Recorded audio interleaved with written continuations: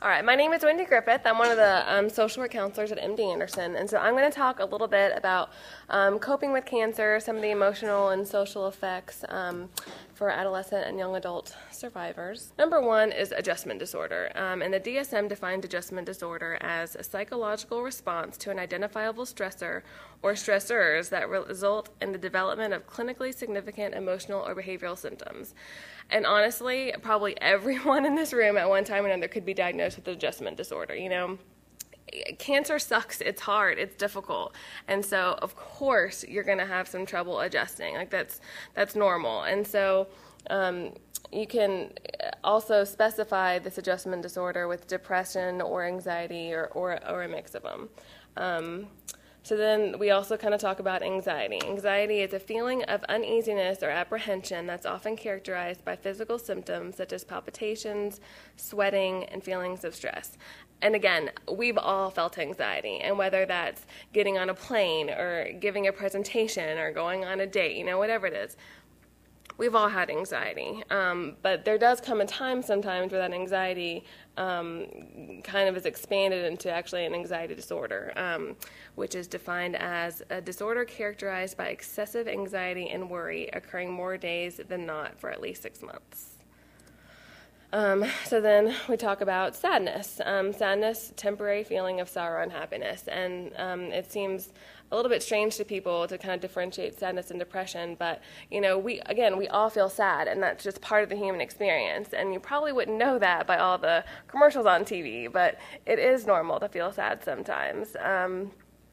And then, you know, there is the depression, which is the disorder characterized by depressed mood for most of the day, nearly every day, markedly diminished interest in all or almost all activities, and excessive feelings of worthlessness or hopelessness. And so, again, that's kind of taking the sadness and when it gets to kind of this new level where it's kind of ruling your life.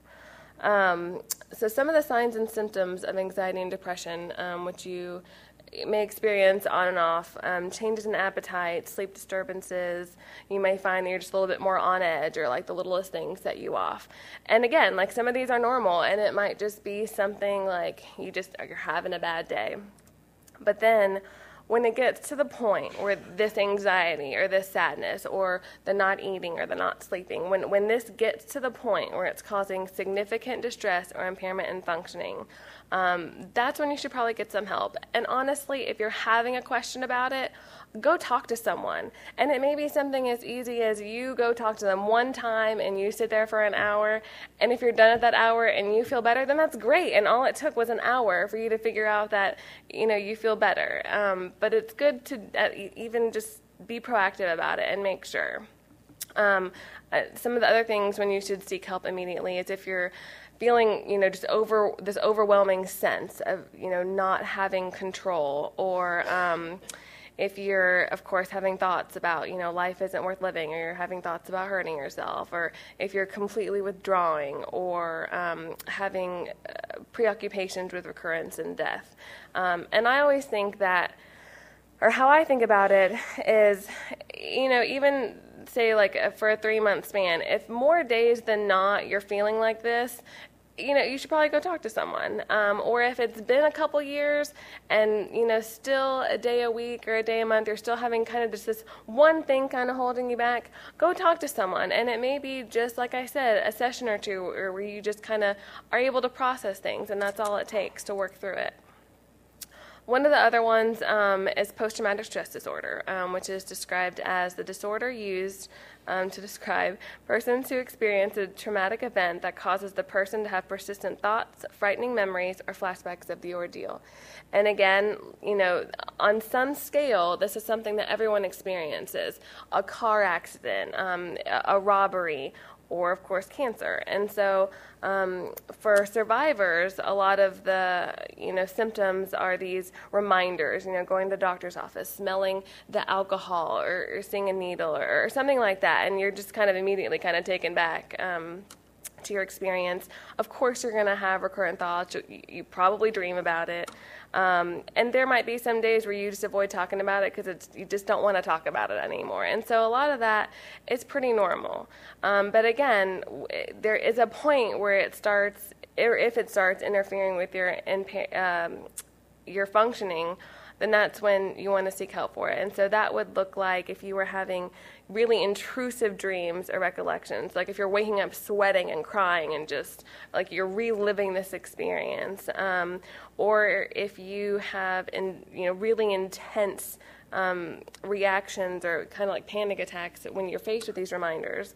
Or if you have memory loss, but it's specifically related to this cancer. And it's not just saying like, oh yeah, I can't remember what day I got chemo or what type of chemo. I mean, it's like a block of memory that you're kind of missing.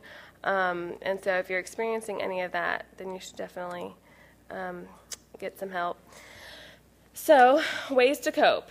Talk about it. And I wish I would have put that in bold and super big font, because honestly, like, that's one of the biggest things. Just talk about it, whether it's to your friend or your parent or your doctor or a counselor, just someone, just to kind of get it out of your chest and, let them know what's going on. And sometimes it doesn't have to be this like sit down hour discussion where you're just pouring out your heart. Sometimes it's just as simple as telling someone like, man, today sucks because, it was 2 years ago that I got diagnosed. I'm just having a rough day. And sometimes that's all I need to say to people, and that's all it takes.